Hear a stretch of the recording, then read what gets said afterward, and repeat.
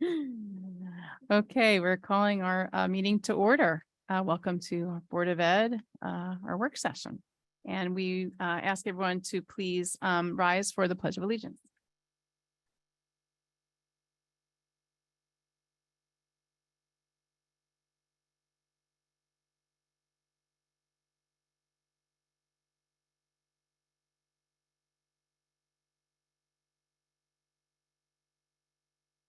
Mrs. Sugars, could you take the roll call, please? Mrs. Stratton. Here. Mrs. Fleischer. Here. Mrs. Gallagher. Here. Mr. Greenbaum. Here. Mr. Mayor. Here. Dr. Rude. Mrs. Tong. Mrs. Winters. Here. Ms. Stern. Here. Okay, and we move right into our board recognition. So I'll turn that over to Dr. Malash.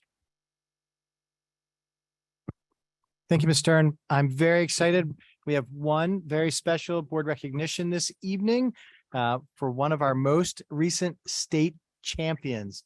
So I'd like Mr. Brow, who's our director of athletics, and Coach Ryan Manahan, sorry, Coach, to join me up at the podium as they get ready to introduce Ari Tyson.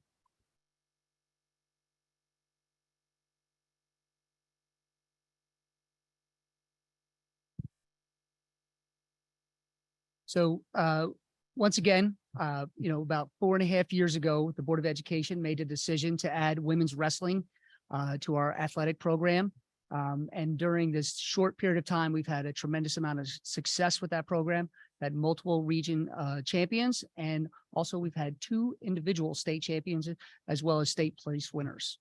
Last week our last board meeting, we got to meet Maya Hemo from High School East. And today we're going to get to meet Ari Tyson from High School West, the 165-pound NJSIA state champion. Introducing her will be Coach Ryan Manahan. He's a first-year teacher at High School West. He teaches adaptive PE and mind and body. He's doing a wonderful job and has really elevated our wrestling program. He wrestled at TC&J for a number of years. He's really brought a level of intensity and skill to our program. So without further ado, Mr. Ryan Manahan.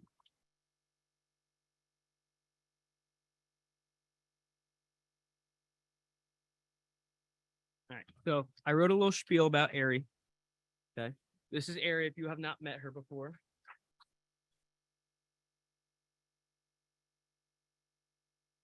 All right. Ladies and gentlemen, I stand before you today with a heart full of pride and joy. Today we gather to celebrate the incredible achievement of one of our own, a young woman who has in just a few short months ago, made history in our school and in our state. As you all know, or I assume you all know, wrestling is a tough and physically demanding sport that requires tremendous skill, strength, and perseverance. Yet despite all these odds, our very own Ari Tyson has managed to conquer the competition and capture not only her first state title, but Cherry Hill High School West's first state title in women's wrestling program history. Oh, and by the way, she's a sophomore, so she's got 2 more years.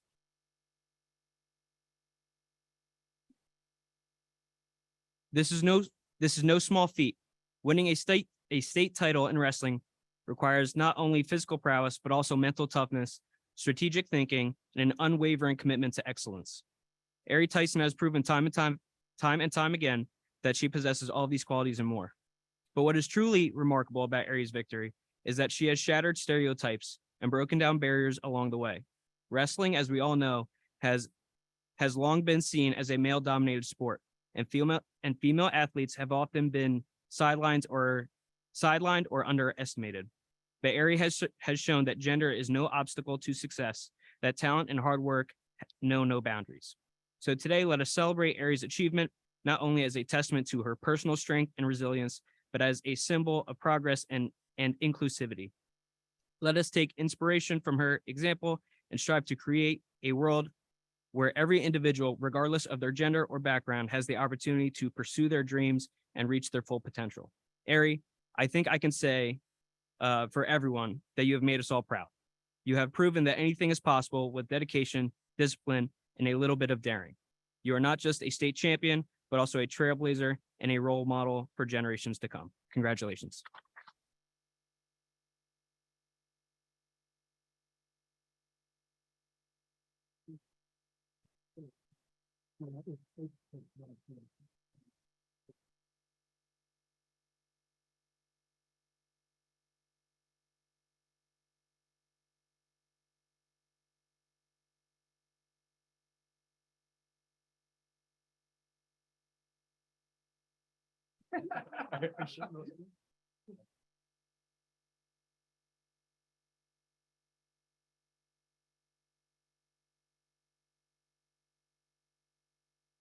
Thanks for coming.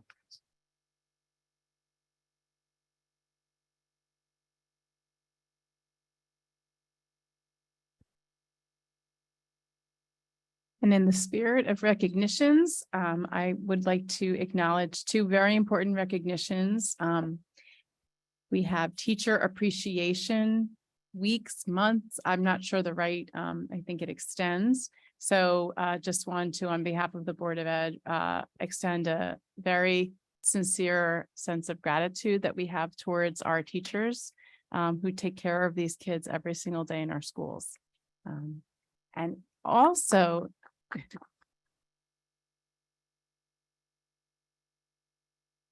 it's also Nurses Appreciation Week. So wanted to thank our school nurses who serve as a physical and mental health, I would say, support and resource, overlooking our kids throughout the days and throughout the years. It's a tough job sometimes being in their nurse's office, and they do way more than I think most of us know. So just want to thank our nurses, our school nurses, for all their hard work and dedication as well.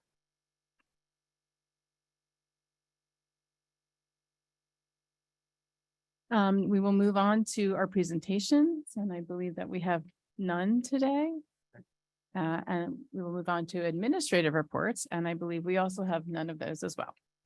So we will move right to our board member correspondence. Does anybody have any correspondence they'd like to share? Mr. Mayor. So I had an opportunity last week to attend on behalf of the board, the first of what I imagine will be and what we plan will be series of meetings, school safety meetings with Zone PTA and with Cherry Hill Police. The meeting was held in the library, it was a small gathering. This one was really just to try and get a framework for what it is that we hope to achieve in the coming months and year. Cherry Hill Police was incredibly interested and will be they already are, of course, an important partner to us in school safety and security, but they are looking forward to moving in even further along in this regard. They have some programs that are already available that they are looking to amplify with us with regard to bus safety, pedestrian safety, and bike safety. They do that here in Cherry Hill. They also have partners in the township and with our recreation department. The broad plan at this point is to use those resources together with us, using our input to come up with various communication streams that we all believe would be the most effective ways to reach not just parents, but also students. And much of that content is already available.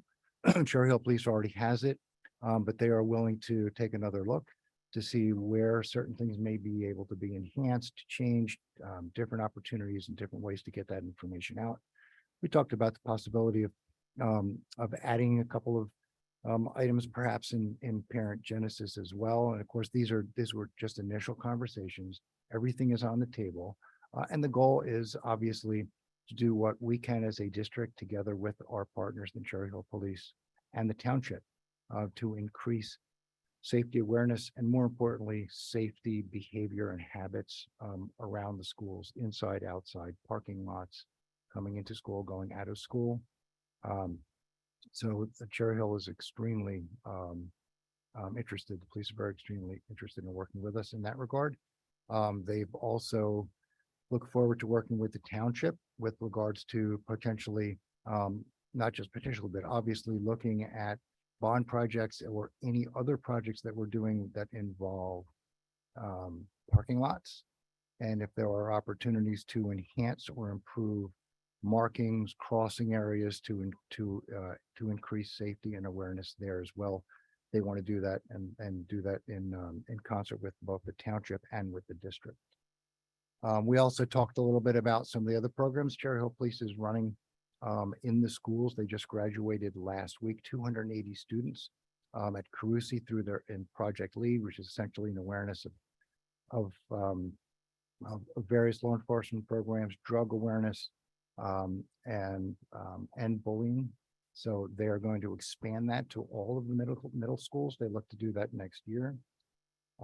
Also looking to improve upon signage at the school, at the various schools, and to improve upon the pedestrian flow, again, in and out of school.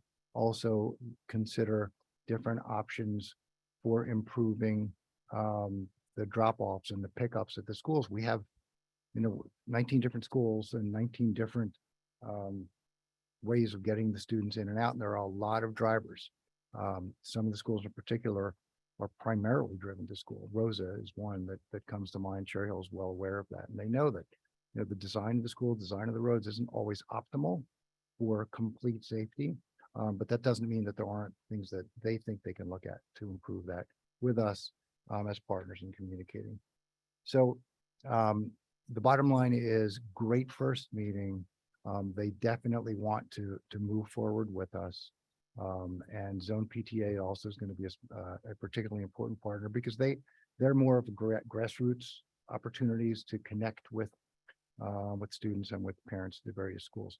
I'm more than happy to continue to appear on behalf of the board at those meetings as they go forward, but I'm sure there'll be other opportunities as well for other board members to have input and make sure we're getting information back and forth and increase the goal of awareness and safe behaviors in and around the schools. Also, and I won't go into any detail here, I attended the Star Games with a number of other board members. I'll leave that to any of the rest of you to chat. I won't talk too long about it because I didn't stay long enough to participate in the dance-off with the various mascots. It's probably a bit best for them because obviously I would have won that. I'll just simply say it was, the time I was there, a couple hours, was amazing as it was last year. Just so wonderful to see so much engagement, so many smiles, so much laughter from the participants, and also the students who made it work from Cherry Hill West and from the other schools in the district and staff. One of those events that is 100% great from start to finish, and the weather helped. But I'll leave it to others to add your perspectives on it. Thank you. Okay, other board members' correspondence. Mrs. Fleischer.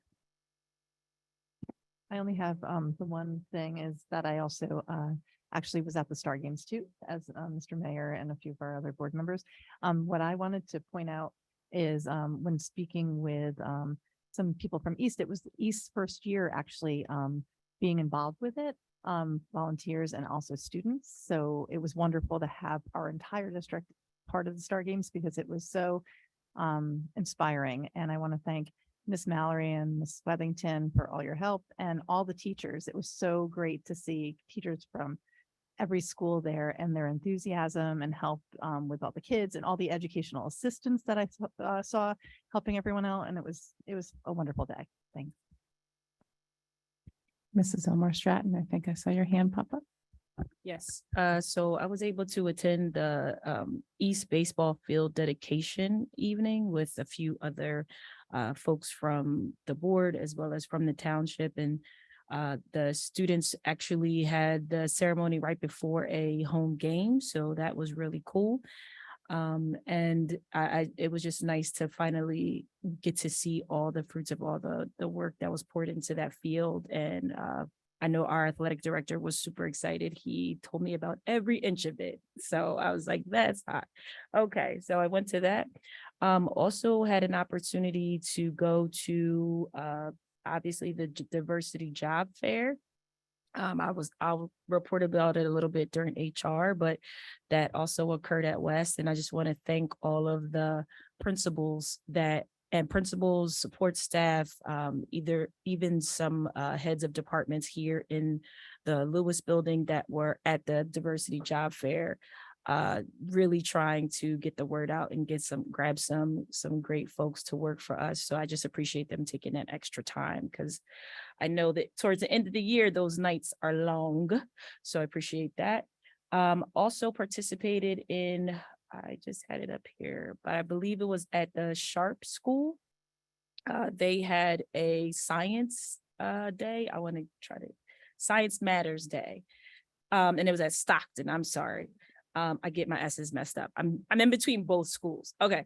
But Stockton School, I got there a little bit behind time that I wanted to get there, but it was completely packed. There was no parking. There was nothing. They were able to have folks from all different avenues of science. Students were able to show some science exhibits and things in the different classrooms at different levels. Tons of caregivers, parents were involved with volunteering for the day.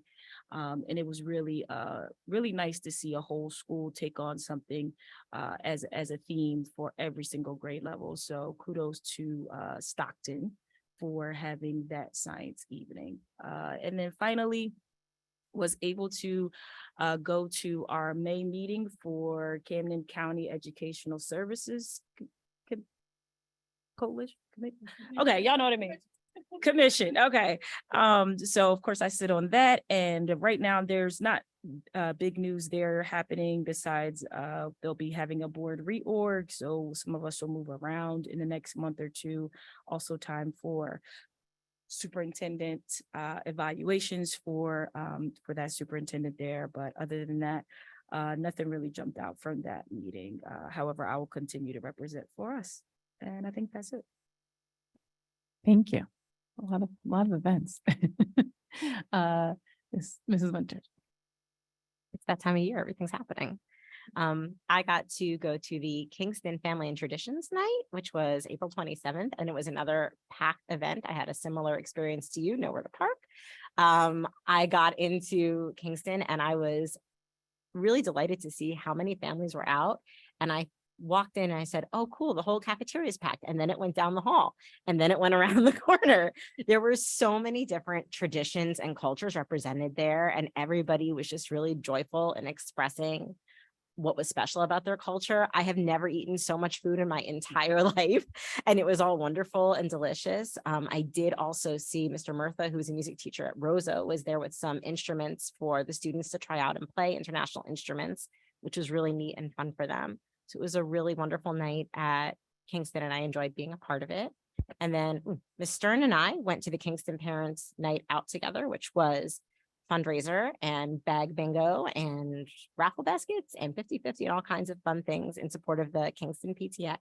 And we had a wonderful night there. We saw a lot of people from the community, and it was really just nice to engage with them and support their school in that way.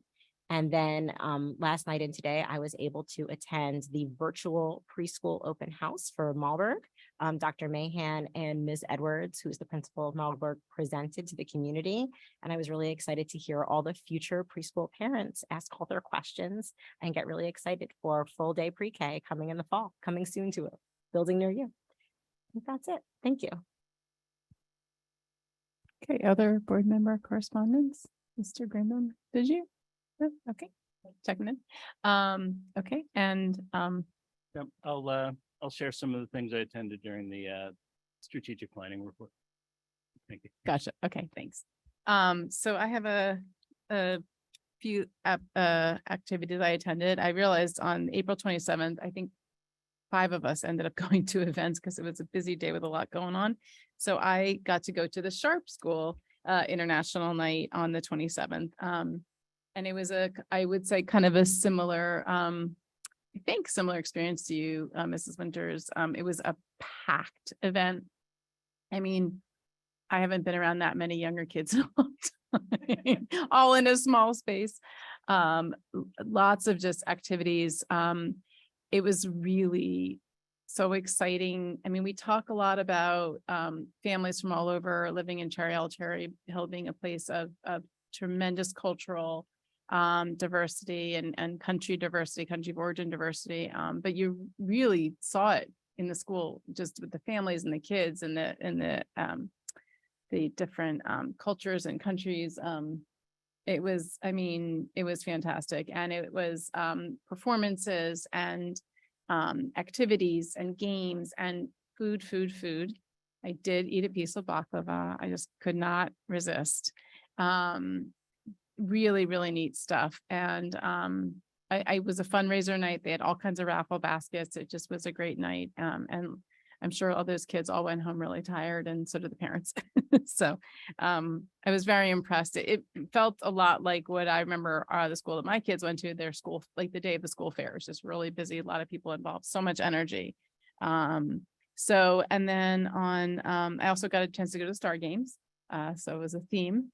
And one thing that I would say about the Star Games, that I think we all took away different things, which part of what's so nice about us being able to go to these things, these events. But I heard multiple, these are kids, these are families whose kids have different struggles. Their kids have special needs in one way or another, many of them.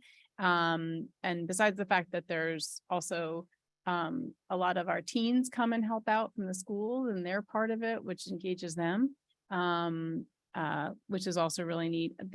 I heard multiple parents say how their kids were so excited to go, they couldn't sleep the night before. And I've been in that place where my kids were so excited about something. I've also been in that place, actually, but my kids have been in a place where they've been so excited they can't sleep. And I think about, some of those kids are kids who maybe they're not getting those opportunities in the traditional way, like maybe like a sports team, a traditional sports team, or they're maybe not as don't have access and be able to be included in the activities that maybe their other peers are. So for them to have that experience, phenomenal. And Miss Mallory, thank you for the shirts. Last year, I was a little unkind and questioning where our shirts were, and you were kind enough to way ahead of time include the board and make sure that we were able to wear the same shirts and be part of the day. We were included, so thank you. And then I was able to go to the East-West Athletics Day on the 6th, and I saw girls lacrosse, boys volleyball, boys baseball, girls softball. And just as I was leaving, I got a call from my son, who now wanted to go watch boys lacrosse. So I think I was there for 4 hours, which was not what I was planning on Saturday, but it was a great day. And I was glad I got to see that game as well. And it was nice to see. It was a big day. It's a very active day. Ran into Dr. Malash, who wore a baseball cap. I've never seen Dr. Malash in a baseball cap. So it was a great day. It was fun. The kids had so much fun, and so many parents and kids and teachers were involved. You see, this is when you really get to see the best, some of the best stuff that goes on here is these kinds of activities. So, and then I got to go to on Sunday, for a little bit of time, the, AAPI Asian American Pacific Islanders Heritage Fair, which was actually held in Pennsauken this year, first time. And a bunch of our folks from Cherry Hill were there, parents who were involved with the organization, students, and actually one of our teachers from West was there, and some of our representatives. So it was a lovely day, always a great fair, and recognizing AAPI, or celebrating AAPI culture and experiences.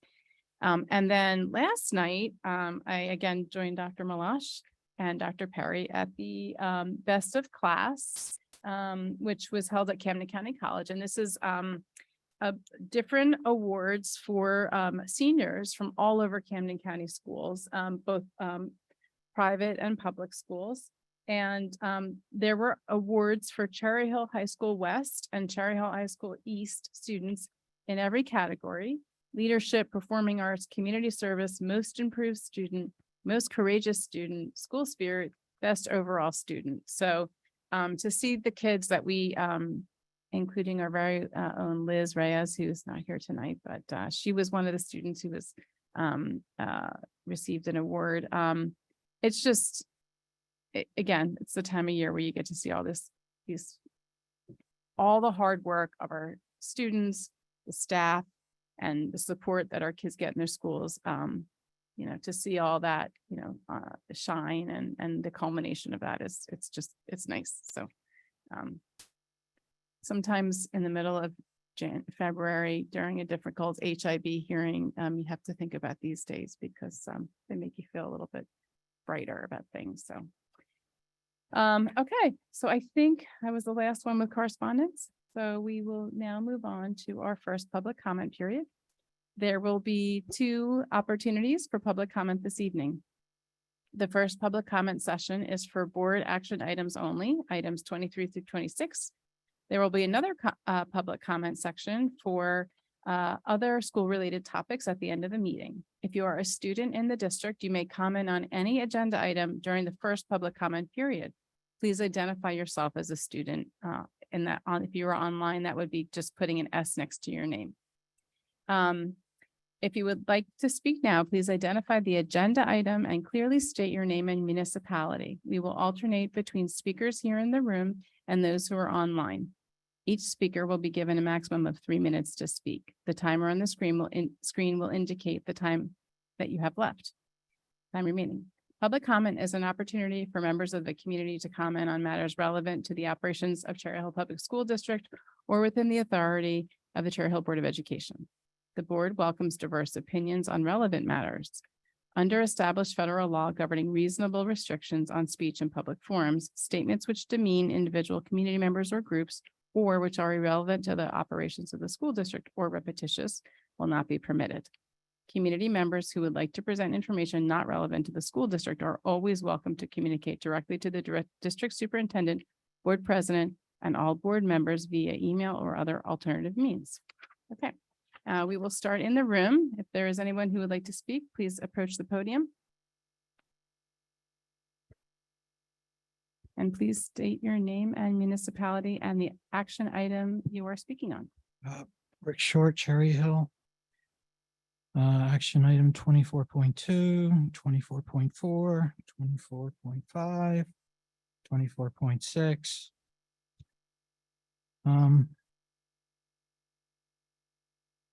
I find it quite strange that you guys are going ahead and improving APR buildings and not knowing anything about designs. At least I haven't seen anything about the designs. I haven't seen anything about what roofing they're going to be using, what kind of surface they're going to be using for the roofs. Haven't seen anything about the how green they are, whether they have natural light coming in. We don't know what type of security they're putting in, what type of landscaping they're putting around the buildings. Are they putting bike things around it? It's pretty blanket. You have no idea what you're doing. You have no idea what the drawings look like, but you're approving it tonight.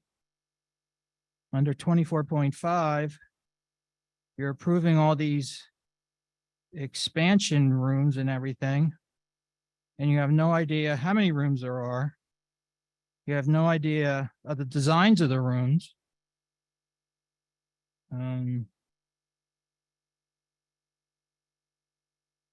And that seems quite strange that you're approving all this stuff tonight and you have no idea what it looks like. Thank you. And now we will go to the line and the hand raised for the phone number that ends in 788.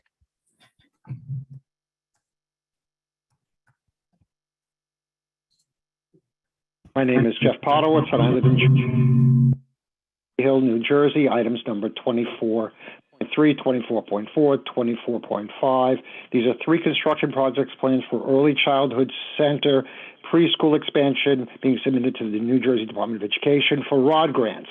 Our community's costs will be over 60%. Please vote no on these 3 items. Our school district's administration leaders have in effect stated they are going forward with preschool expansion, even though no dollar commitments has been made by the state for preschool per pupil aid or towards construction costs. With our leaderships blanketly accepting preschool expansion, the state would be effectively shifting responsibility and costs of early child care onto our local property taxpayers and our local municipality. Our school district leaderships are willing accepting that responsibility. I believe that the preschool expansion will also negatively affect our present K through 12 and preschool students with disabilities education. With the learning loss as written in New Jersey strategies, especially with the learning loss that's been going on, as written in New Jersey strategies, strategic plan for preschool expansion, phase 1, the foundation, New Jersey DOE, the state's ultimate plan is for provision of infant and toddler care under the auspices of our school district. Think about the money that's cost, and that will come out of our tax dollars. That is infant and toddler. Please vote no on 24.3, 24.4, and 24.5. I hope everyone heard me, and that's it. But remember, it's just what I said. Please vote no. Thank you very much. Thank you. Okay, we go back to the room.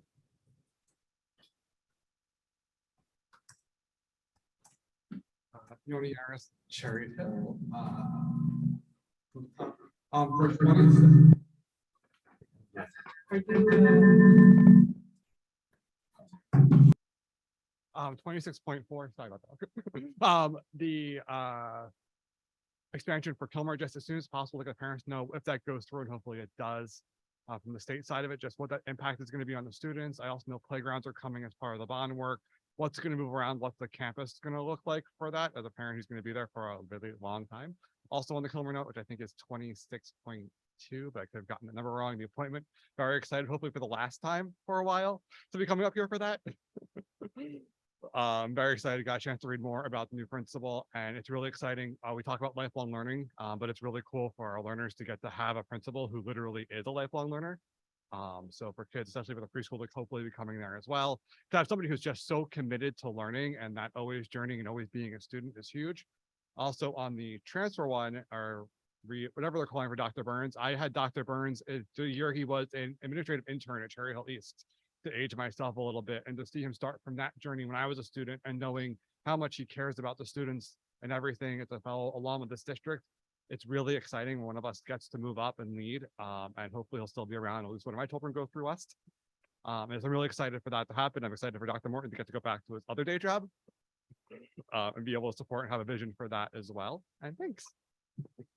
Okay, thank you. And I see on the line, I don't know if this is a different person.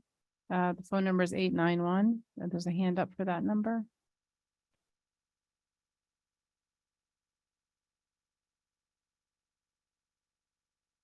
If that's a different person and you'd like to speak, please unmute. Otherwise, we go back to the room and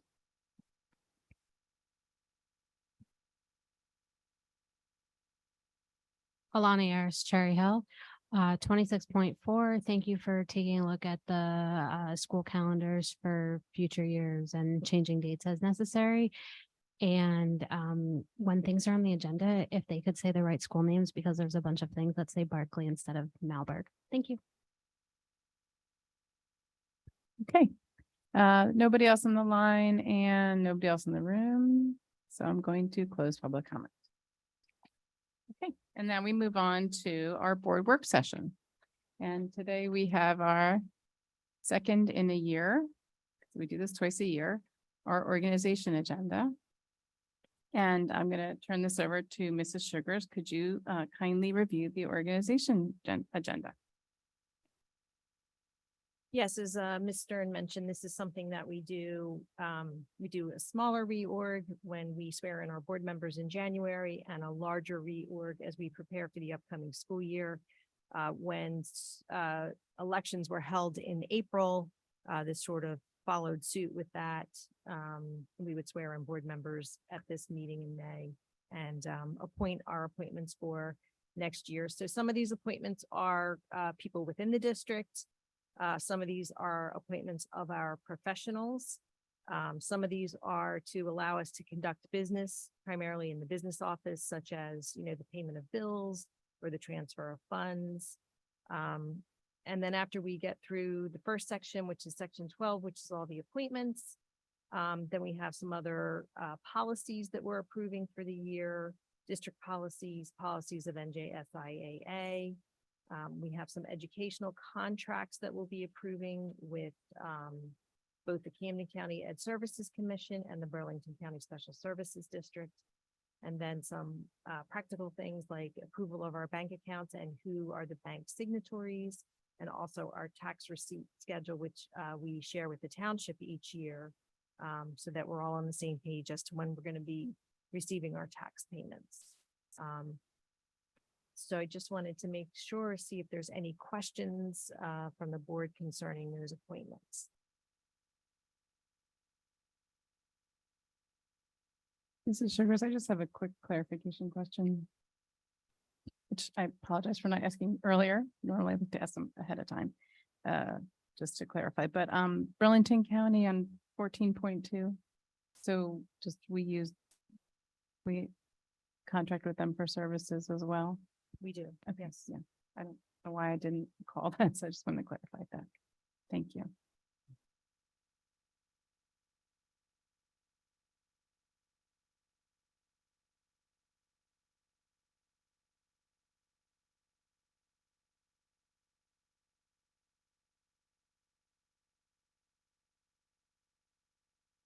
Any other questions for Mrs. Sugars?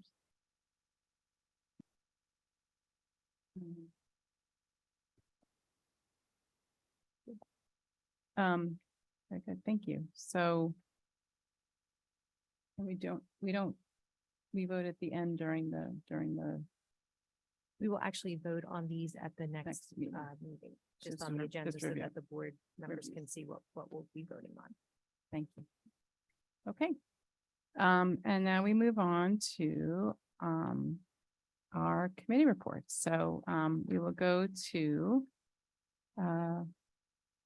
first off, our curriculum instruction, and Mrs. Winters, if you could give the report. Thank you. So the CNI committee had a very boisterous meeting on May 1st. We were lucky to have Mr. Mayor tag in to see what all the fun is about on the best committee. It's just a personal observation. But we had a really packed agenda. We went through it. The first thing on the agenda was a policy. It was just an update on instructional supplies. After that, we talked about something I'm really excited about. It's a survey that's going out for full day kindergarten. So as you all know, full day kindergarten was implemented for the first time in the 2019-2020 school year. It was unfortunately interrupted by the pandemic. So this is really the first year that full day K has been able to go through the whole year as it was originally intended without pandemic era restrictions on what's going on in the classroom. So I thought it would be a really good time for us to think about getting some information back on how it's going, see what's working well and what needs to be tweaked. So a survey is going to be going out. It's going to go to kindergarten parents, kindergarten teachers, members of the kindergarten curriculum committee. And then next year in January, it will go to the first grade teachers to have them look back on how the full day kindergartners are doing in first grade, both academically and with social emotional learning. So I think it's going to be really instructive, both to think about how full day K looks, how that looks once you're in first grade, what is the effect of what we've done, and also to think about it looking backwards as we're thinking about full day preschool as to how the preschool program, now that it's expanding to full day, will have more time, how we can incorporate things in that curriculum so that our kids are really prepared to access full day K. So that's sort of my hope. I'm really excited for the committee to get that information back and to start sifting through it. The next thing we talked about is summer acceleration and enrichment. And due to money that we still have from the ARP funds, the district will yet again be able to fund a program for elementary students at Bret Harte this summer. It's for kids entering grades 1 through 5. It's going to be a program for any student who wishes to sign up. The information went out and you could sign up through Genesis. It will be held Monday, Tuesday, and Wednesday for half days through July for all students. So I'm really excited about that. The next piece of it, I'm actually going to ask Dr. Mahan to add a little bit of color if she could, because it has to do with professional development plans for our teachers and flex options, the change that's happening with that. So Dr. Mahan, if you wouldn't mind tagging in on this one to just give a little bit more color to it. The flex option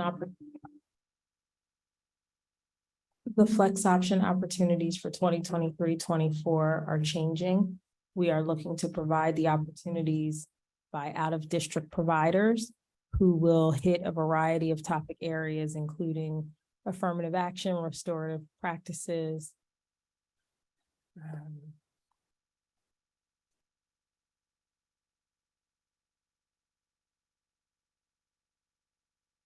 dyslexia, trauma-informed instruction.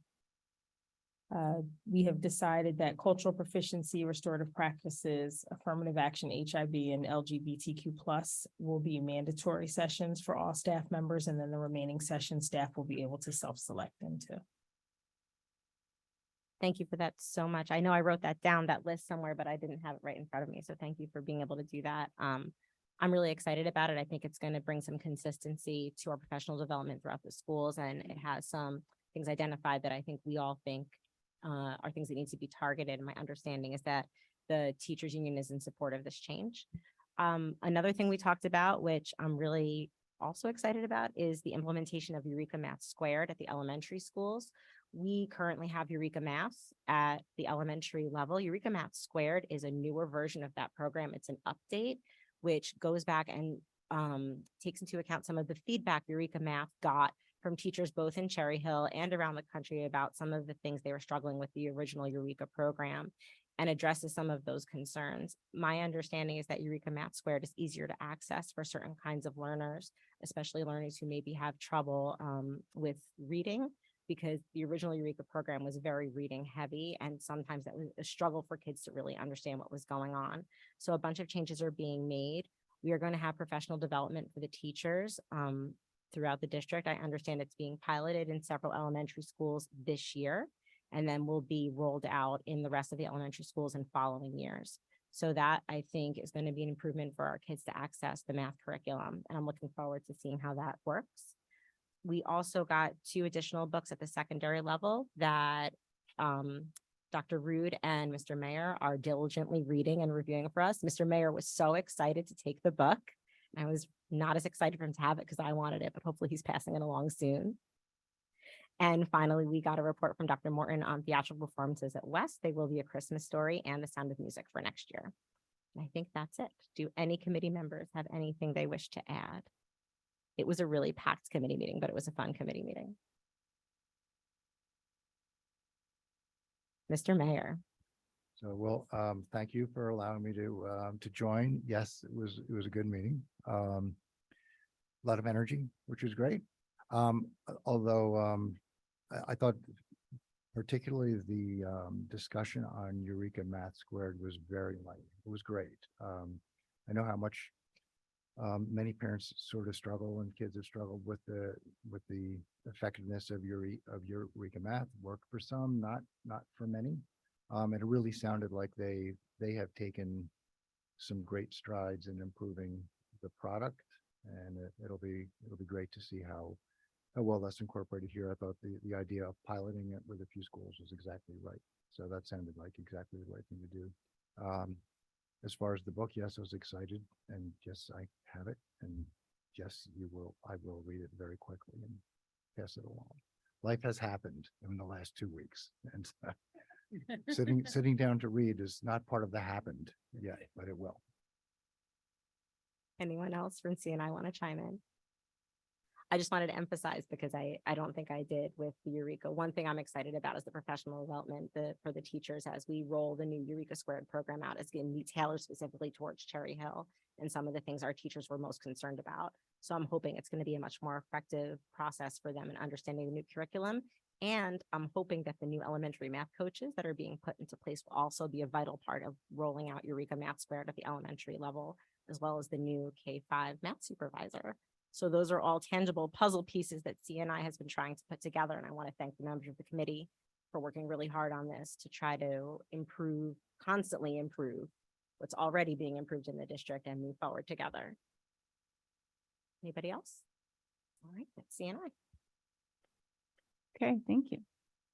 And we move on to our business and facilities. Another chance to hear from Mr. Mayor. So I will simply say that while we weren't quite as much fun as maybe CNI was, there was a little more energy. It was a good meeting, and we had a guest. Our guest with two guests, Ted Bridges, who's the food service director for Aramark, and one of his assistant directors, actually Sandoval, were here. I would say 80% of our meeting was devoted to allowing them to talk to us about what they're seeing, what's happening at the schools. And the bottom line overall is good improvement across the board.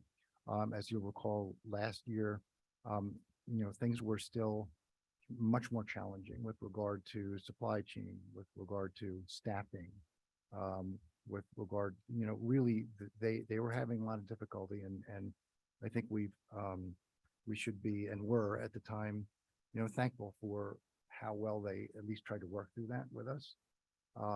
Things have improved on most all of those different elements. With staffing, they're still down, but they're not down nearly as much as they have been. They do continue to struggle with retaining staff. That seemed to be sort of their biggest problem. It wasn't so much getting them, but retaining staff is still a challenge for them. And quite frankly, it's a financial issue for them, because many of the newer people they bring on, they have to bring them on at very low hourly rates, and most, or at least many, have opportunities soon thereafter to take the skills that they've learned fairly quickly through Aramark and move elsewhere for more money. It's as simple as that. It's unfortunate. They recognize it though, and are working diligently to try and expand their pipelines to try and attract more people. They also, at this time of year in particular, it's difficult for them to bring on new people because the summer is coming, and that means that they're not able to guarantee that anyone that comes on now would stay employed. They would not have a position for them through the summer, and that, of course, is difficult for many who are seeking employment, so they're more likely to look elsewhere. All that said, though, they're in a better position than they were last year. Their staffing is up. And that means that they have been able to expand some opportunities and some offerings to the schools at all of our levels. In particular, they are very excited about how well received a couple of new things are that they talked about last year. One is the made-to-order deli sandwiches. They talked about that last year. They've rolled it out. Apparently, that's going extremely well. It's very popular. And what is particularly popular now is a build-your-own burger bar. It sounds silly for us to be talking about that, but it's not, because it's something that the students look forward to, and they are apparently very busy, very active. They like that particular option. They're taking advantage of it. So even though they're having some issues with staffing, and they're still having some issues with supply chain, although that is improved but not normal, they are able to service the students in the district at all the levels. So they're looking forward to that. They are looking at also introducing a tighter 13-week cycle menus, which will allow them to have better control over some of the challenges that they have with the supply chain. That would hopefully also reduce the unfortunate situations where there may be a particular item that students may be looking forward to that they just don't have on a particular day. That's one of the options they're looking forward to deal with that. Cost of food has increased. It's up about 35% overall with regard to all of the offerings across the board at all of the levels. That obviously is an issue for them. The cost of the alternative packaging, you'll recall that they had to pull all the styrofoam last year. There really has not been a way to solve for that, because whatever alternatives have been available are cost prohibitive. In fact, they said that some of them even cost more than the food that they're served on. So they are still serving food in basically the thick paper or cardboard boats not optimal, but it's working. Most of the food is still getting from the delivery area to the tables without all of it going on the floors. And I guess that's, that's a win. That said, we have not, as a district, increased food prices for the last few years. And we had an opportunity to take a look at some of the comparative district prices compared to us with regard to size for the most part and also location. And we're actually one of the lowest with regard to food prices across the levels. So we did say we're going to have to look at that, for next year, because otherwise we would likely be running at a significant deficit. So he took up most of the time, which was I shouldn't say took it up, because we were glad to have him. That's the kind of information that we need, because we don't have opportunity often to hear from the people who actually are doing the work for us. And they've been a good partner to us, and they look forward to doing that in the future as well.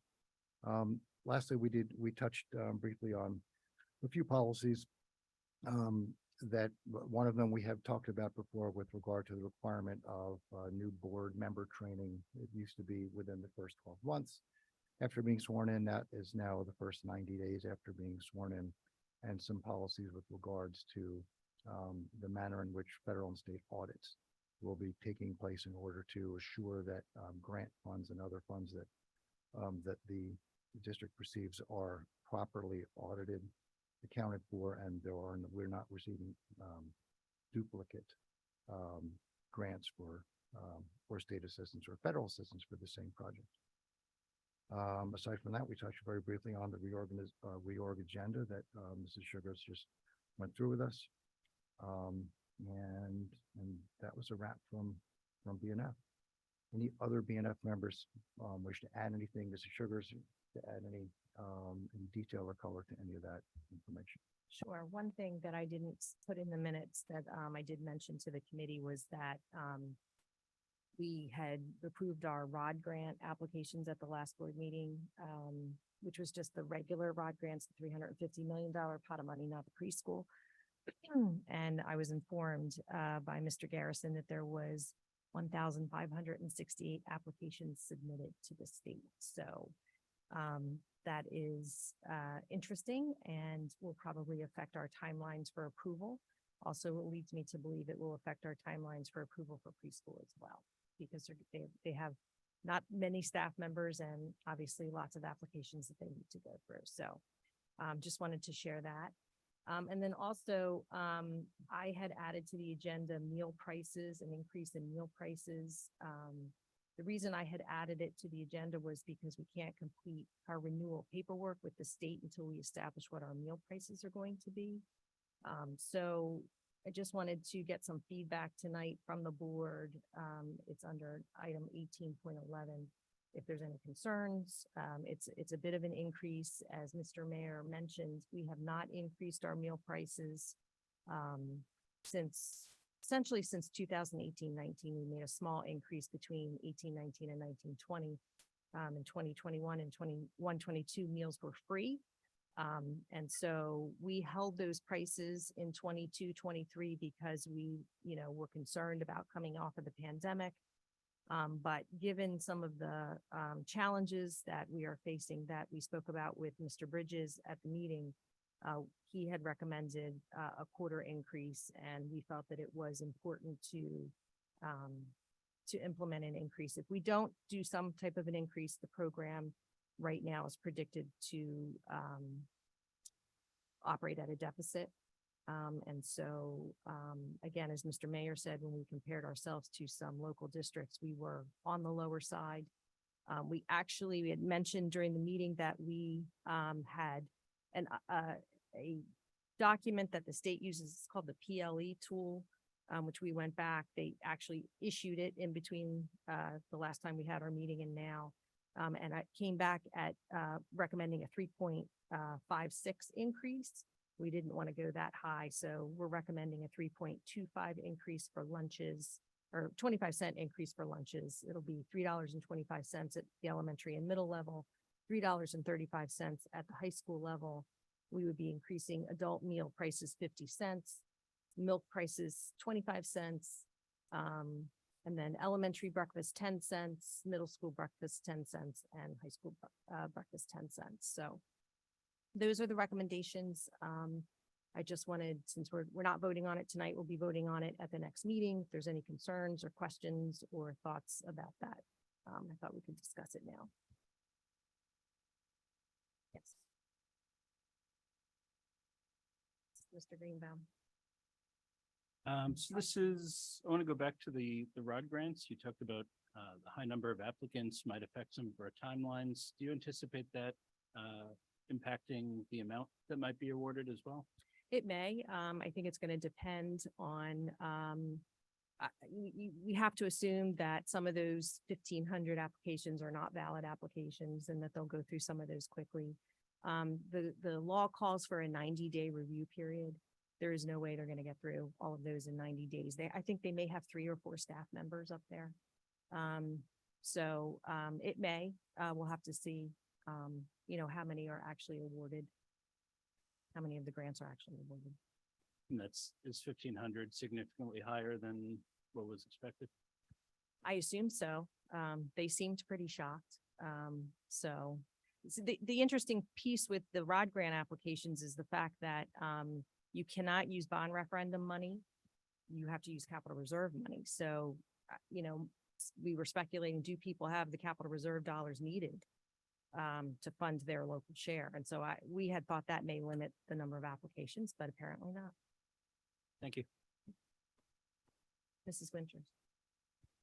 Looking at the meal prices, I noticed that you have here that reduced price eligible students receive free meals currently. Is that subsidized by us or by state money? That is subsidized by the state and has been for a couple of years now. So anyone that qualifies for reduced, they make up that difference and actually so that the reduced students actually qualify for the free meals as well. That's wonderful. Thank you so much for that information. Mrs. Stern. Yeah, so I just, I had leaned over earlier to talk to you about the meal prices. So, I, traditionally in BNF, we discuss the meal prices in the meeting, in our committee meeting, and then have actually a conversation among board members with the information provided by you, Mrs. Sugars, and through Mr. Bridges. That didn't happen this past meeting. We had a big agenda. There's a lot going on. So I just want to make sure as a committee that we have a chance to discuss it, because we're not in committee of the whole. We're not doing, I understand there's maybe perhaps a timeliness. So just to understand, you're saying that what's the timeline for, what deadline are we up against in terms of approval? Do we need to have a small gathering of BNF committee members to have a more, the discussion that I think it deserves before we move this forward for a vote next, which you're saying would be next meeting, or you'd like it to be next meeting? Yeah, so I apologize because I kind of felt that we had that conversation at the last meeting. Certainly we can have further conversation about it. The issue is that in order to fill out the renewal paperwork, which we have to submit to the Department of Agriculture to appoint a new food service, not appoint a new, but renew our contract with our current food service management company, we have to know what the prices are. So if we don't approve that in June, we ideally like to approve that in June so that they can start to plan and they can start to get ready for next school year.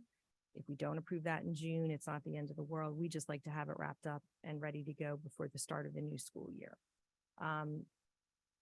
We discussed that evening, the need to increase the meal price. Again, because the PLE tool had come in at 3.56. Obviously, we didn't want to go that high.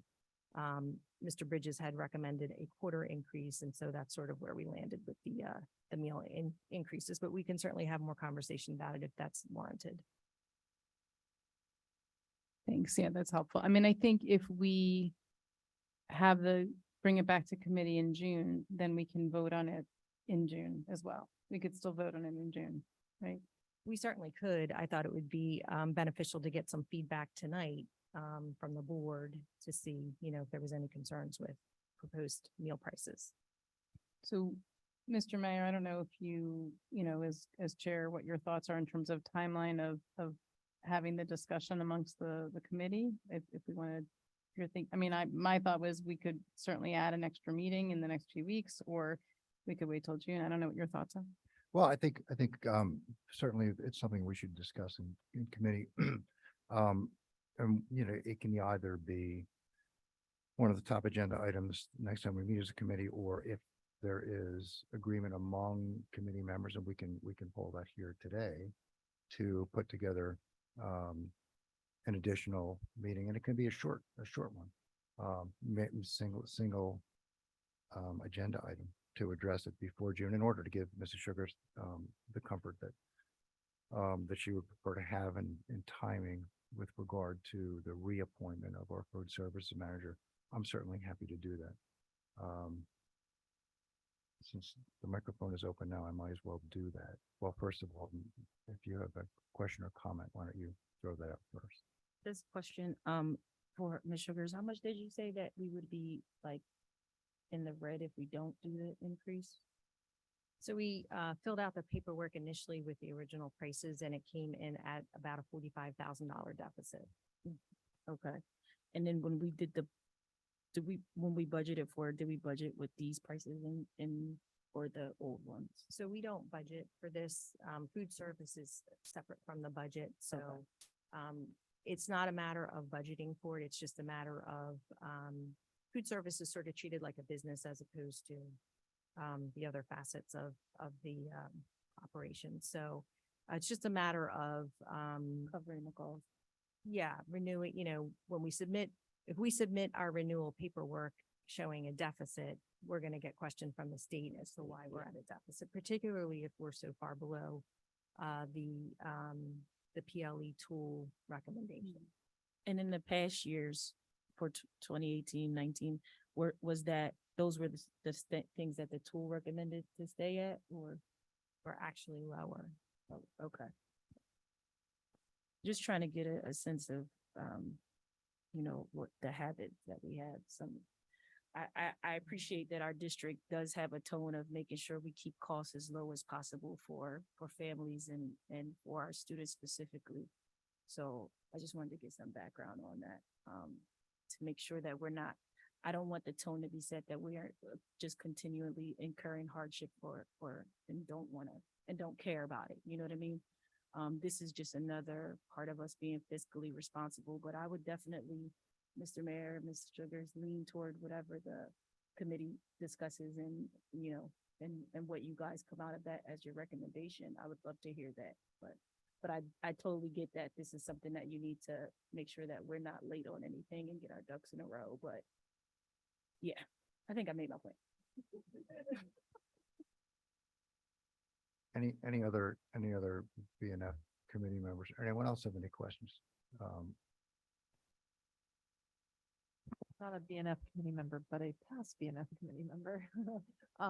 But the reason why I was bringing that up is because I remember being in conversations prior, because we had kept the meal prices at a steady rate for everybody, that had been prior to the pandemic, through the pandemic, and then this year. And it was very important to the board at the time, and the past board, to do that. So I agree with Mrs. Elmer Stratton, because we'll be interested to see what the committee thinks, but I also stand in the way of fiscally responsible to make sure that we don't go in the red for this.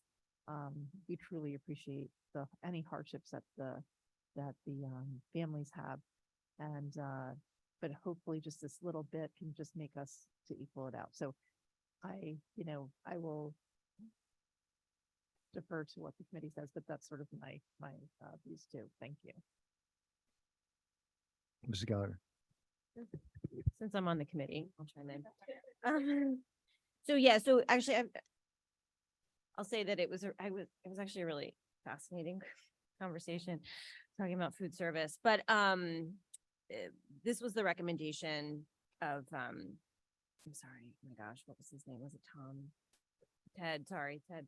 And as Mrs. Sugar says, I assume that even with the 25 increase, we're still in the red a little bit.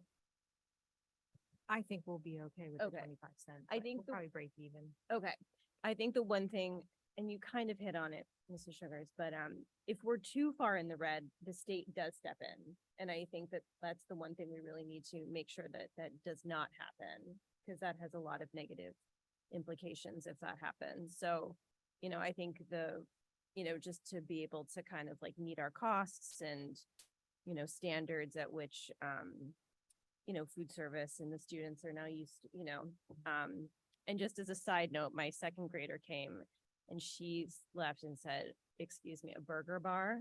They do not have that in elementary school. And she was like, I said, talk to Dr. Cafagna, maybe we can have it for the last day of school. So, but she was, whoa, what's happening in elementary? But she was significantly bored out of her mind, which means it was a very good conversation.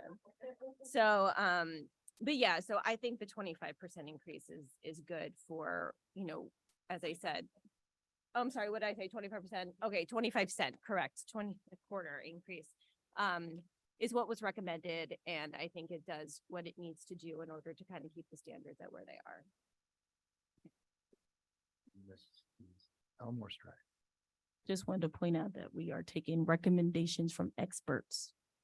Just putting that out. Sometimes we like to act like we don't, but Yeah, okay. yeah, I think, no, and I think that's all helpful. I think, Mr. Mayor, if you're good with having a smaller BNF Yeah, committee this is what discussion, yeah, which this is is what I normally would- how we do things in committee and Yeah. then they come forward. So I would propose we do this, and I appreciate the what sounds like growing consensus among the wider board, but I'm gonna poll, and we have to do it tonight.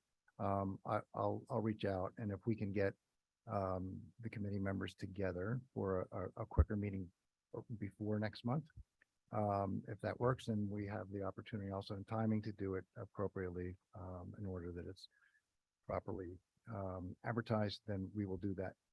It is good to know that if for whatever that doesn't work out, we can still do it at our next scheduled meeting. We'll have the appropriate conversation and then we'll report out on. I did fail to mention though that we did have a special guest, Mrs. Gallagher's daughter, and so she did make a comment. And now we have more detail on a later comment, but she has something to look forward to, even if the burger bar is not extended any further down. Anyway, that's let's Mr. Mayor, I'm sorry, just to clarify, because you said about advertising, committee meetings, we typically do our best to have them in public as much as possible, which is, we don't have to do them in public, but we usually make every effort to do it because we want to make sure the public has an opportunity to hear what's going on and be as transparent as possible. We've obviously had a lot of conversation. It's not a secret that we need to talk about it. I think if we don't have time to advertise for a public meeting, would you be amenable to having a non-public short discussion? I would. Okay, just wanted to check on that. Okay, all right, thank you. And that concludes a more interesting than expected report out of the BNF committee. Thank you very much. All right, now we move on to Mrs. Elmore Stratton, who may or may not be able to say much at all about human resources. I do have things to say. Okay, guys, I'm excited. I love when people are systems thinking and relying on experts to make decisions in places where we're not experts. So I love that. I love to see that and hear it. All right, so for human resources, yes, majority of it is confidential, but here's a few things I can share. First things first, Diane was able to join us for our first time, so I was really excited that she actually came in and listened in to see our processes and things are going. Excited to work with her moving forward. We discussed a net neutral new position, and I hope I'm saying that right, Miss Adrian, please jump in if I'm not. Revenue neutral position that is actually going to help out Caitlin's team. I'm sorry, I didn't use the Mrs. Okay. That will help out. We're currently utilizing a contracted service for a certain position. But now we have taken a look again, looking at our finances and being fiscally responsible, and also looking on some best practices and realized that we can find a way to have this new role. And Miss, you want to share what the title is? Or are we able to share that? So it's two board certified behavior analyst positions that would be hired by the district. So while we do contract a significant amount of services, this is a small part that would allow us to hire staff and support more directly with more consistency in programs, specific programs across various schools. So. Yes, I love that. And I think we should note that, you know, it was a couple years past when we had some public comments that said, hey, why don't we do some stuff in-house? And so look at that. We are going to make a shot and take a shot at that. So that's pretty great for Caitlin's team. The next thing we talked about, we keep it on the table, Ms. Adrian and I, in terms of recruitment. I know that we have several positions. I won't give the number. But I will say that we are open, and we have even some admin positions that will be in there. We recently had our job fair on May 4th, which I mentioned earlier. It wasn't the turnout we wanted or desired. However, we have, you know, positive thinking for the next one or for whatever as we move forward. But at this point, we really need to get people in the doors. And so I'm actually excited to work with Diane and think of some new ways that we can recruit, make ourselves look attractive, because as Dr. Morton shared with us before, our biggest need is staffing, and they're our biggest assets as well. So we have to make sure we get some folks in the door. And then I think I can mention this, Ms. Adrian, because we're voting on it tonight. You will notice on the notes, we'll be voting on the contracts for, okay. So just something annual, you see, because I know there's new folks on the team. We annually have to send our assistant superintendent contracts to the county to make sure that everything is approved and a go. So you'll see them on twice. You'll see them tonight, then you'll see them again in June, hopefully. If they're approved, they'll be back in June, and then we'll vote on that again. So Ms. Adrian's team is going to get those sent off if we vote yes on that tonight. I don't think I can say anything else. Am I missing anything? Oh, do you want to talk about things that might be in June, or no, we're not allowed to say that? Okay, all right, yep. Just graduations happen in June, so that's great. Everybody show up. All right. The job description for the BCBA should have been added to tonight's work session. It was not. It will go on the May action agenda. Okay. So we'll all be looking for that. Awesome. And that is all that I can share. Any questions? Were there, Oh, just real quick, were there anything you want to share out of HR with regards to either interim or permanent superintendent searches? I didn't think anybody would want to know. Okay, sorry. I'm sorry, y'all. I am so angry right now. The interim or the superintendent search committee is plugging away. We've had some amazing, excellent folks that want to lead our district into greatness. And it's been really nice to see. So we're just charging away with that. We'll have some things to share, probably in exec session first. And then we'll make sure everything is communicated out as needed. And we also are finalizing our selection of the search firm that we're going to be using for our permanent. So that's about the best update I can give without breaching anything from HR. Does that work? It does. Thank you. Okay, thank you. Well, Mrs. Elmer Stratton, that was fantastic. So thank you. All right. And we move on to policy and legislation and Mrs. Fleischer. Thank you so much. I appreciate it. And tonight, taking the microphone again is Mr. Mayor. It's the best of Mr. Mayor tonight. I appreciate the fact that he took over P&L when I was out of town, and I appreciate our members of our committee for having a great committee meeting. So Mr. Mayor, do you mind doing the report? Thanks. I appreciate the opportunity. Thank you. Thank you for allowing me to sit in and share last week. I heard a couple of, reasonably good reports that I did find. I will, however, tonight probably absolutely butcher this report out. In that regard, Mrs. Wellington and Mrs. Fleischer or anyone else who's there, if you would like to add some detail, if you think that would be helpful, please, by all means do so. So we had a very good meeting. It was somewhat, it was quick and it was very efficient. We started with a guest that was the district's lead nurse, Mrs. Case Abner, who was there to talk to us a little bit about the opioid antidote policy, and really the focus of policy and policy changes for first reading was to confirm that there will be multiple people at each of the schools, each building, who are trained in how to administer the Narcan antidote. Aside from just the principal at every building is one that is trained, obviously the school nurses as well, but there are additional staff members that are also trained. That's important, of course, because some of the schools, even the smaller schools, you're not necessarily going to be right next door to to either the nurse or the principal. So having multiple people available is just a safety element at the larger schools, certainly the high schools even more so.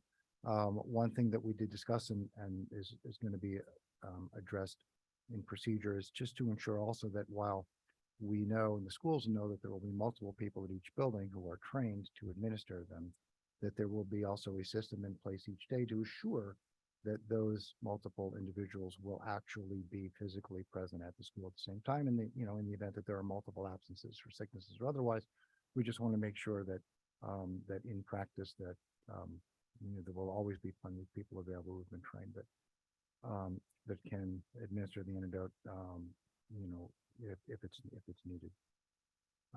We also had Mrs. Wellington talk to us a little bit about the school HIB grades, the approval, and I will turn it over right now to Mrs. Wellington for a little more detail on that. Thank you, Mr. Mayor. That was loud, sorry. Just a reminder, the board approved the HIB grades in the fall of 2022, October or November. So the HIB grades are for the prior academic year. So the ones that you approved in the fall were for the 21-22 academic year. We just heard back from Department of Ed about a week ago, providing the official HIB grades report. So the report has to be posted on the district's website and the website of every school in the district. Just to refresh your memory, the HIB grades are assessed by the school safety teams in conjunction with the principal and the enabling specialist. They use a rubric that's provided to us by Department of Education. There are 26 elements. The maximum score is a 78. Any school in the district getting a 52 would mean they're meeting the criteria. All of our schools have scores above a 52. When Department of Ed verified our grades, they did not change anything that we submitted to them. And they also assign us a district grade. We don't do any kind of district-wide self-assessment. That's assigned solely by Department of Education. Thank you. Moving on, we discussed a few other policies, relatively small revisions to policies. One of them, policy 5305, and a partner policy, 5308, with regard to student health services, addressing some changes in the manner in which some student immunization and other health records is to be kept, and length of which it is to be kept. We also discussed there was a recommendation from Strauss Esme that on policy 9140, that's on the Citizen Advisory Committee. The recommendation is that policy be retired or abolished. And in our discussion, we felt that really there was no need for us to do that, that we would like to have the opportunity in the future to convene committees, to act as student advisory committees for particular issues we have in the past And we may want to take advantage of that in the future. And so we determined that we're not looking to follow the recommendation to retire that particular policy. And we also had the opportunity to discuss for reapproval the 2023, 2024, and 2024 to 2025 calendars without changes. We did make one revision to the 2025, 2026 calendar, and that revision was simply to correct for an earlier error. The earlier error, as you recall, had 2 days off for Yom Kippur and 1 day off for Rosh Hashanah. So that was flipped to 2 days off for Rosh Hashanah and 1 day off for Yom Kippur again on 2025. 2026, the B and F policies that we talked about, I touched on in the B and F report out, so no need to go over that again. Anyone else who was present at P and L have any other? Mr. Mayor, one addition. Sure. On the 24-25 calendar, we did correct Passover. Thank you. Okay. Anyone else? Any questions? Mrs. Stern. It's a little bit of a in the weeds question, but in the student records policy 5308 says that we keep student records for 100 years. And I'm the permanent record. I was just curious about why we have to keep them so long. It's a long time. The statute, New Jersey requires schools to keep records for 100 years. Okay. Little permanent piece. Okay. Thank you for clarification. All right. Seeing no other questions, although I saw Mrs. Fleischer pull her microphone closer. Say, thank you, Mr. Mayor. That's all I was gonna say. Well, Mrs. Winters. I'm sorry, Mrs. Wynn.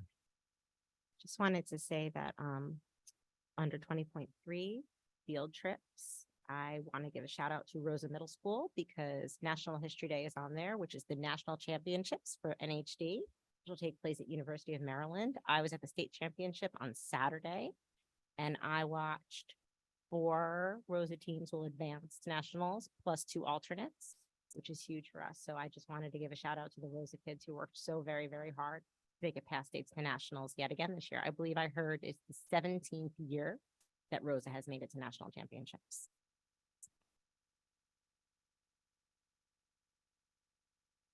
Just to add to Mrs. Winters is because of Mrs. Christy Morella, the teacher there who started it and continues to that. So, Mayor, do you want to close it up or do you want? Actually, since you were kind enough to toss it to me in the first place, I will toss it right back to you to conclude. And I, I think that would be the and I proper will catch parliamentary it and procedure. I will catch it and close the discussion. So thank you all again. And since we are playing musical committee chair, I'm going to ask for Mr. Greenbaum to step in on behalf of Dr. Rude to give the committee report on strategic planning since Dr. Rude's not here tonight. Thank you. And I'll give Mr. Mayor a break here. Not yet. So Dr. Rude couldn't be here tonight. He's attending a cum laude ceremony for Aiden. So congratulations to Aiden, who also couldn't be here tonight for the same reason, but congratulations. So I'll hit some of the highlights. We did quite a bit with strategic planning this month. I'll start with fair funding. I had the opportunity to meet with the Fair Funding Committee and participate in some really great discussions. So I'll hit some of the highlights here. There's a bit of discussion about the fair funding formula. Good news, it sounds like Cherry Hill can expect to keep the additional 36 million in funding next year. So very excited about that. That's hopefully not going anywhere and maybe we'll see a little bit more. Some of our legislators are looking at possibly revising the formula in 24-25 to evaluate how it's working. And some of those considerations might include costs of transportation or special education. Transportation especially has hit a lot of the districts hard. And down the road, looking into the impact of preschool expansion on school funding. That's of course assuming we move forward with preschool expansion and hopefully are successful with that and can see how that impacts our overall funding. Looking forward, the committee is going to work on a transition plan as the district onboards a new interim superintendent to get them up to speed with school funding and how the committee can help. And as always, thank you to this amazing group of volunteers for their hard work advocating for school funding. Next, we'll talk briefly about sustainability. Dr. Rood met with the Sustainability Committee, the district committee. They're going to continue its work on developing a mission statement in accordance with the board goals, hopefully by the end of May. And there's discussion of implementing school green teams as part of that. And then lastly, I'll talk briefly about the town hall and HIB and code of conduct. We talked a little bit about that in our last meeting, but this falls under strategic planning and communication.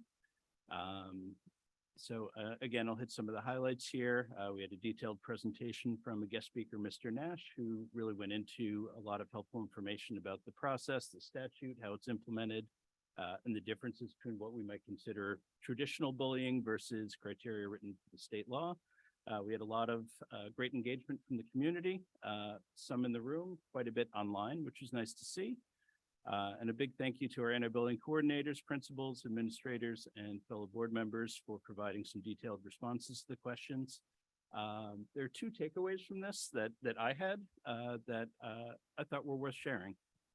One is just kind of understanding that code of conduct is really focused more on discipline. HIB is more about corrective action, and they're not mutually exclusive. The other thing, and we talk about this over and over again, but families might not know the specific actions taken due to privacy laws, but in my experience, from what I've seen, there are almost always actions taken through code of conduct, regardless of whether or not the HIB is founded. And as we've talked about, working with our board solicitor to revise the HIB letter to hopefully provide a little more transparency into that and help people involved in the process understand a little better what's going on. And again, thank you to everybody who came out for that. Thank you. Any questions? All right, thank you. Great, thank you. Okay. And now we will move on to our special action agenda. Mrs. Winters, can you please move the CNI agenda? Sure, the superintendent recommends, and I move following. 23.1, approval of attendance at conference and workshops for the 22-23 school year. 23.2, approval of attendance at conference and workshops for the 23-24 school year. 23.3, resolution approving settlement agreement. Do I have a second? Mr. Mayor, are there any questions? Ms. Sugars, can you open the vote, please? Oh, sorry. Okay. So board members, to remind everybody that since many of us are on, I think we're all on the agenda, if you would abstain from your own name under 23.2. Thank you for reminding us, Mrs. Fleischer. The online voting is open, and I will indicate each of you abstaining on your names on item 23.2.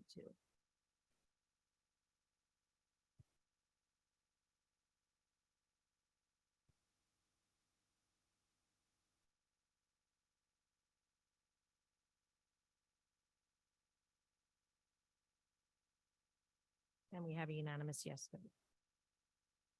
Okay, we move on to business and facilities, and Mr. Mayor, it is you again. If you could please move the agenda.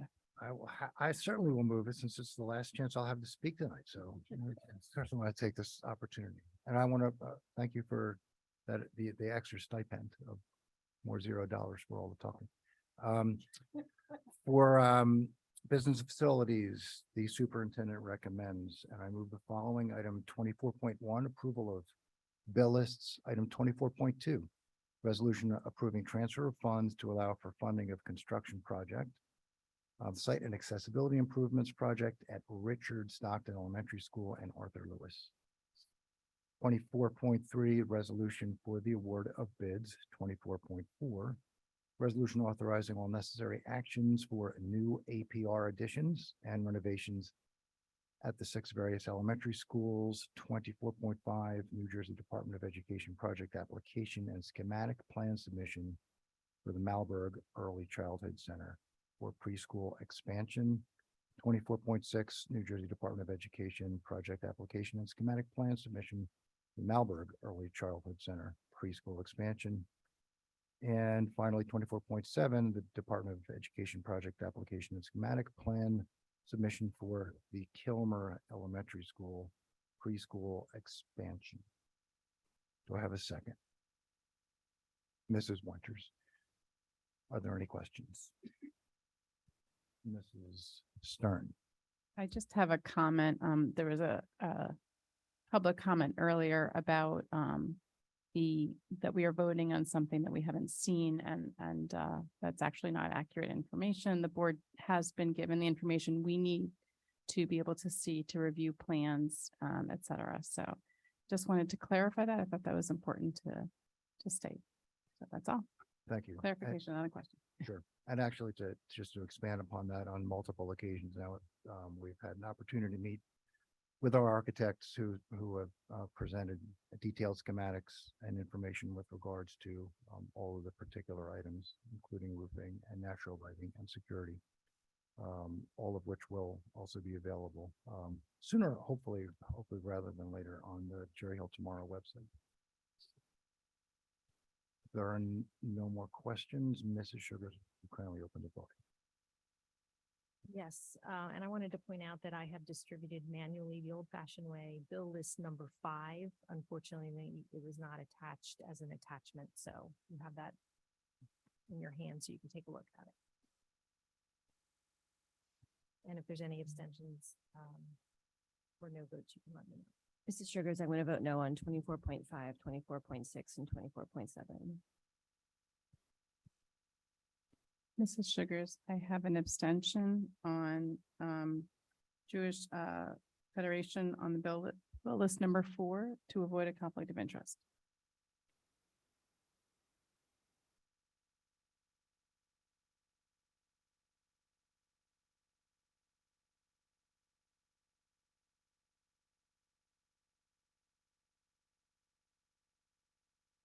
Other than the exceptions noted, we have a unanimous yes vote. Okay, and we move on to Mrs. Stratton, who does get to move an agenda and speak about it. Mrs. Elmore Stratton. Thank you. So the superintendent recommends, and I move the following.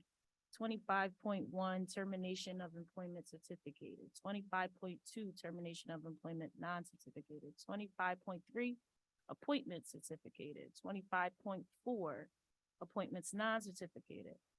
25.5, assignment salary change certificated. 25.6, assignment salary change non-certificated. 25.7, other compensation certificated. 25.8, other compensation non-certificated. 25.9, contract renewals certificated. 25.10, contract renewals non-certificated. 25.11, affiliation agreement, and 25.12, other motions. Do I have a second? Ms. Stern, any questions?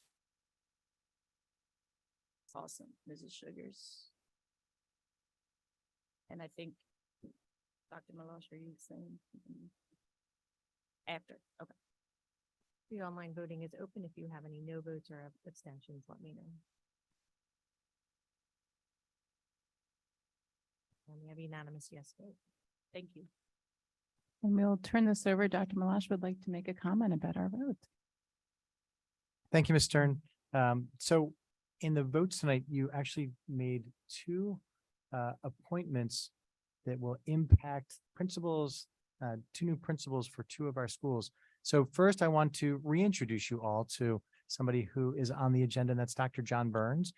John, if you would walk up to the microphone. Dr. Burns was just appointed as the new principal at Cherry Hill High School West. Dr.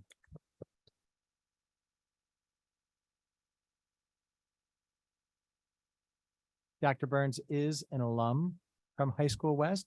He's currently serving as an assistant principal at High School West, and I'm going to let him fill you in on a little bit of his background. But congratulations, Dr. Burns. All right, thank you, everybody. So I have 46 years worth of history in this district. Not quite my whole life, but most of it. I've been a student, a parent, teacher, administrator in various roles over 23 years working in the district. And this is my absolute pleasure to have the opportunity to lead High School West. I mean, I was at Kingston, Carusi, West. That was my progression. And when you talk to people, that's what they say. Well, I did Kingston, Carusi, West. I did this school, that school, the high school. You know, they like to tell us these stories. I want to thank the Board of Education for having the faith in me and the central administration through the hiring process. The encouragement that I got from the West staff. You need to apply. It's your time. Were the repeated messages that I kept hearing, and I decided to answer that call because it is a calling to work with children, to work with our children here in Cherry Hill, and I look forward to this opportunity. And I'm thankful for it.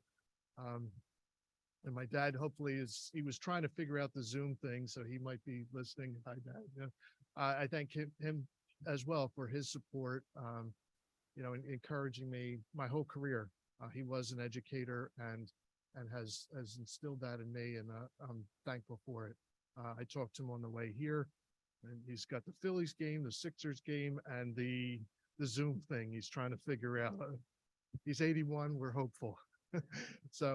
But I thank everyone for this opportunity. I really look forward to leading West High School.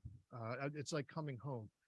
The alumni, it's been posted on social media, so alumni from my class are coming out of the woodwork and saying hi, congratulating me, and things like that. So it's exciting to get those opportunities and to renew friendships and acquaintances from the past. It's been excellent.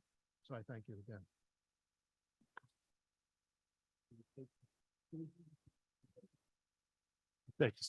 Just the waves. I know another High School West principal who also attended Kingston, Carusi, and West. So I think it's a phenomenal path. So John, John, good luck to you. We know that you will lead with your mind and with your heart. And as somebody who truly bleeds purple, it'll make a big difference to that school community. I will also say that in the 20 years that I've worked in the district, I would contend that John Burns is probably the only person that has actually been in district more hours and more days during those 20 years. You will not find a harder worker and somebody more dedicated to the schools in which he's worked. So congratulations, John. We're looking forward to seeing what you're going to do. And I know the staff is excited for you to be there. And the board, I'm also really excited to introduce you all for the first time to Miss Lavonda Daniels. And Miss Daniels, if you would take a walk up to the microphone. Mrs. Daniels was just appointed as the new principal at Kilmer Elementary School. I had the great fortune with Dr. Mahan to sit down with Mrs. Daniels last week. And we spent probably close to an hour together. By the time all was said and done, a native of Louisville, Kentucky, an honors graduate from Howard University, right? She has master's degrees from Temple University, Cabrini College, and Gwynedd Mercy University. She is in a doctoral program right now at Gwynedd Mercy. She's an elementary school principal, a former secondary school assistant principal, a reading specialist and teacher coach, and an elementary teacher taught in grades 2 through 6. She, we believe, is the person for Kilmer Elementary School. So I'm thrilled that the board approved her this evening. I know she has her family here with you, which I'm sure she will introduce you to her guys. So Ms. Daniels. Yeah, thank you so much, Dr. Malash. Dr. Mahan and members of the Board of Education, it is a pleasure to be here this evening. I'm honored to be named the next principal of Joyce Kilmer Elementary School. I recognize that Kilmer has had some transitions over the last few years, but I'm excited to make Kilmer my new family. The values, mission, and goals outlined for Cherry Hill Public Schools match my educational beliefs, and I look forward to meeting the students, staff, parents, and members of my new school community. Tonight, I have my husband and my twins with me, Justin and Jordan. And I am honored to serve as the next principal of Kilmer. Today was an emotional day for me as I gave the news to my staff where I currently am, and they had nothing but well wishes and good wishes for me.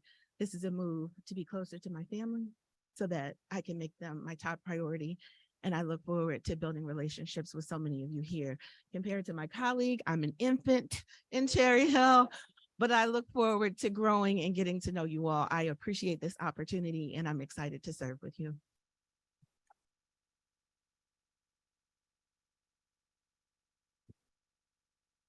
Congratulations to both of you. It's very, very exciting. Lots of discussions, lots of challenges, and you know, I think the community was very clear about wanting to make sure that we, you know, really took into consideration and found a great candidate. And so excited for you and Mr. Burns as well. Just you know, very excited to have you where you've been, just in a different role. So thank you. All right. I'm really off my game now, so I got to get back on track. Okay. So we are now going to go back to moving our agenda, and Mrs. Fleischer, if you could please move the P&L agenda. Sure, thank you. The superintendent recommends, and I move the following. 26.1, approval of harassment, intimidation, bullying, investigation decisions. 26.2, approval of harassment, intimidation, bullying, investigation decisions. 26.3, the approval of harassment, intimidation, bullying, hearing decision. And 26.4, the approval of the 2023-24, 2024-25, 2025-26 school calendars. Do I have a second? Mr. Greenbaum? Any questions? Seeing none, Ms. Sugars, can you open up the voting, please? Thank you. Voting is open. If you have any abstentions or no votes, please let me know.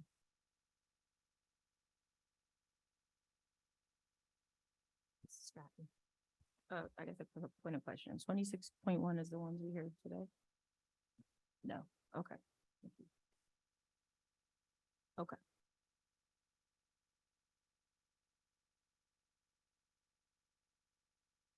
We have unanimous yes vote. Okay, and we have no new items for strategic planning, much to the relief of Mr. Greenbaum, I think. So we will go on to new business. Is there any new business? We will then move on to to old business. Is there any old business? Okay, and then we move on to our second public comment period. This is the second public comment section during which you may comment on any school-related topic. If you would like to speak now, please clearly state your name and municipality. We will alternate between speakers here in the room and those who are online. Each speaker will be given a maximum of 3 minutes to speak. The timer on the screen will indicate the amount of time you have remaining. Public comment is an opportunity for members of the community to comment on matters relevant to the operations of Cherry Hill Public School District or within the authority of the Cherry Hill Board of Education. The board welcomes diverse opinions on relevant matters. Under established federal law governing reasonable restrictions on public speech and speech in public forums, statements which demean individual community members or groups or which are irrelevant to the operations of the school district or repetitious will not be permitted. Community members who would like to present information not relevant to the school district are always welcome to communicate directly to the district superintendent, board president, and all board members via email or other alternative means. And we will start in the room. I think you know what to do. I do. Jen Nadio, Cherry Hill Township. First of all, how wonderful is it that and I just congratulated her, our new Kilmer principal also went to Cabrini like me. So that was like a highlight of my day. What we did, what Giuseppe did, and we did speak with Dr. Malash, we also spoke with Miss Mallory, is, you know, when we started to see children come to the Board of Education meeting, and communicate that they're upset about bullying and their IEPs, we felt as though we should do an independent study, and we did. The survey was sent out on Tuesday, March 28th, and was closed on Friday, April 21st. I may not be able to get through all of this in my 2 minutes and 10 seconds. I will be sending this to administration as well as all of you and our members. The survey was anonymous, which I think is important for you all to know, because we did get 296 responses. You're not getting that in other ways that you're trying. No personal data was recorded. Of the 296, 80 people indicated that their child had experienced bullying in school. We did show them the difference between bullying and conflict. 27% of those 80 experiences, 28 led them to a HIB being filed, and of those 28 instances, only 3 were founded, 12.5%, and 21 were unfounded, 87.5%. Of the 80 students who experienced bullying, 50 of them have IEPs and 504 plans at 66%. 166 of the 296 participants have a child with an IEP or a 504 plan, that's 56%. Of the 166 IEP 504 plans, 105 were being followed, which is 64. 58% are not, which is 36. Additionally, out of the 166 participants who have students with an IEP or 504 plan, 24 of the participants have needed to pursue mediation due process to attain the proper modifications and accommodations needed for their child. 13 of the participants have requested an evaluation for this school year, which is 20%. And of the 13 participants who requested an evaluation, 7 of them have been granted, 44%, and 9 of them have not. The 2 top concerns were bullying not being properly addressed and lack of support. And the other piece was these special education students not receiving their services. Thank you, Mrs. Navy. Okay, and we go to the line, and it's a phone number that ends in 788. My name is Jeff Podowitz. I live in Cherry Hill, New Jersey. First, our yearly cost per pupil in the Cherry Hill School District is listed at over $23,000. That's from the Taxpayer Guide to Education Spending 2020-2021 preschool. Per student cost will be more per pupil for state-defined high-quality preschool with a teacher and a paraprofessional for every 15 students. In Camden City, the cost per pupil is approximately $31,000. Please read the article. Article Murphy outlines 10-year vision for bringing universal pre-K to New Jersey in Politico, dated 9/16/2021. Note, the governor estimated the yearly cost to the state would be between $600 and $650 million to add an additional 90,000 students. That's an additional. Rutgers estimated the cost of an additional cost to the state in 2021. They estimated this to be $1.7 billion, almost 3 times the governor's numbers. Bottom line, in providing universal preschool for at least an extra 1,700 students will result in an additional increase in our school property taxes by at least 20%. That's a yearly cost. And this is a yearly cost, and there will be no cap on school tax increases for preschool. We have approximately 10,800 students in our district. So really, it's simple math. So preschool is not free for our community. That's a misnomer. It is not free. I believe, like others, that any extra dollars needed to be spent elsewhere. The extra dollars need to be spent elsewhere in our school district on our K through 12 and preschools and preschool students with disabilities. For the state, this is cost shifting. All right. We in Cherry Hill have been experiencing that cost shifting by the state for over 20 years. Also, provision of childcare using communities' property taxes has the possibility of shifting the cost of providing benefits from employers to local property taxes. That would help businesses. That shifting of costs from their benefits to local property taxes. So a lot of people would win, and the cost would be shifted to the taxpayers, property taxpayers in Cherry Hill. That's why I wanted you to vote no, and that's something that needs to be considered. Interesting. Dr. Podowitz, your time is up, and we move on to the room. Rick Short, Cherry Hill. I want to thank Madam President for the clarification that the district knew everything about the designs of the AP buildings and all the other designs, and that the public had no idea of any of the designs. I find this alarming because these so-called experts, that these architects okayed the drop-off area for Carusi. They didn't pick up any of the safety hazards there. These are the same architect that designed the entire project a half mile at the wrong location. This is the same architect that put goalposts in the end zones. This is the same architect that put black roofs on top of our buildings. That's not going green. And these are the same architects that put a playground in front of a school. So I got to compliment you that no one in the public just saw you spend over $10 million and that you're not being transparent. I will compliment you that you're working with the Cherry Hill Police. But I also have to mention, about a month and a half ago, Ms. Nadio brought up a good point, that you got to start listening to families in this district. What do the PTA zone president know about other schools' drop-off zones? Have they traveled to Pennsylvania, Delaware, and New Jersey and looked at how different schools do it? Why have for the last 67 years have our students been getting soaked when they're standing waiting for a bus or getting off a bus? Why do they get wet? This has been happening in all our schools for 67 years. Do you think the PTA people know that?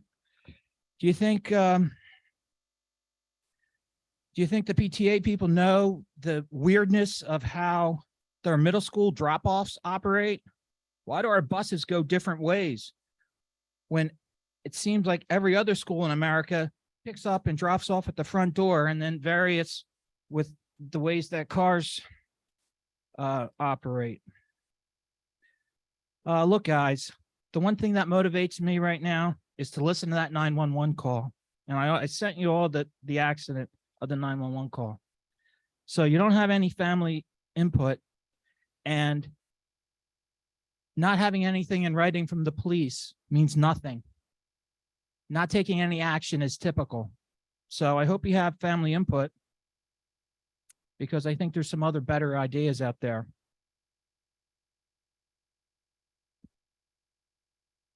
Thank you.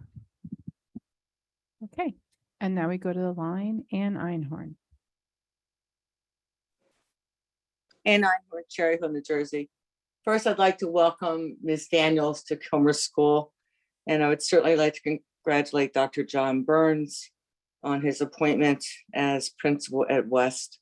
I know both schools are eagerly looking forward to moving forward. I would like to raise a concern. I looked at the Kingston Elementary School site plan from Garrison Architects regarding future bond improvement projects. There's a small area that says playground enhancements, which borders the road of Kingston Road. And I would like to know if we can get Mr. Garrison to revisit that site plan, because it's way too close to the road, in my personal opinion. And I'd also like to know, as we move forward and the building at some point begins for the new APR room, is what are we doing with the commemorative stuff that's currently in the playground And will we be able to salvage any of that playground? And will we be getting new equipment? Thank you very much. Thank you. Okay, any other public comment in the room?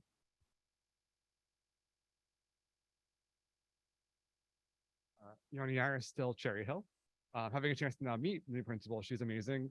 Once again, credit to Dr. Mahan and Dr. Malash on this. You do an incredible job at searching out talent and finding them and bringing them here. It's not easy to do that. Also wanted to make you aware on Thursday, there's a massive package of legislation being introduced by Pam Lampitt, our Assemblywoman and Chair of the Education Committee, to address teacher shortage and a lot of the challenges that the education community has been facing. So hopefully that will move forward quickly.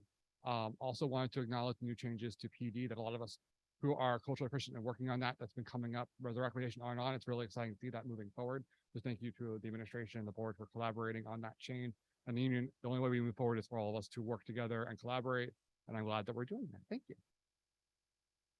Okay.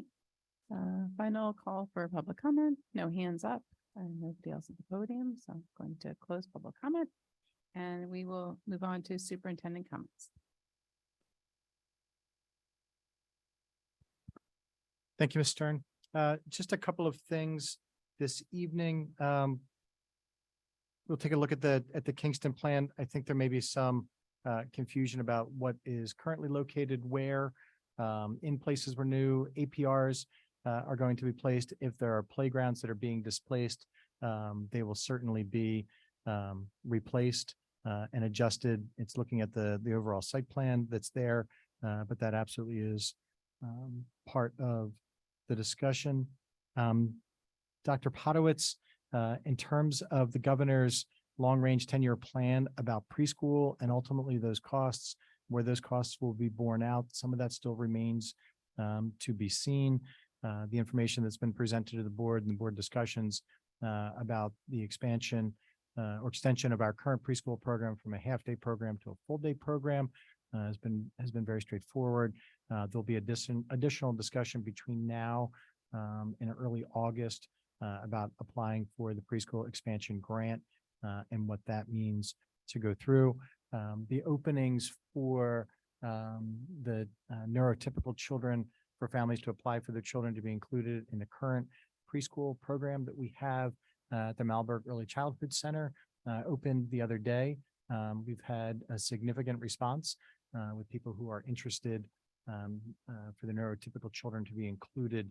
There's a selection process that we'll continue to go through this year. With that, more information can be found on our website. Ms. Nadia, thanks for coming out. I know that you had let us know about the survey that you all were doing. We look forward to seeing the results. And I know that there will be follow-up discussion. Ms. Mallory has talked about with Giuseppe, with the CPAG, and certainly we will take a look in here. As soon as you get that to us, certainly we can share that out with the board and give them that information. But thank you for letting us know that it's done and you're ready for the next piece of the discussion. Okay, thank you. And with that, I will now make an historically early motion to adjourn.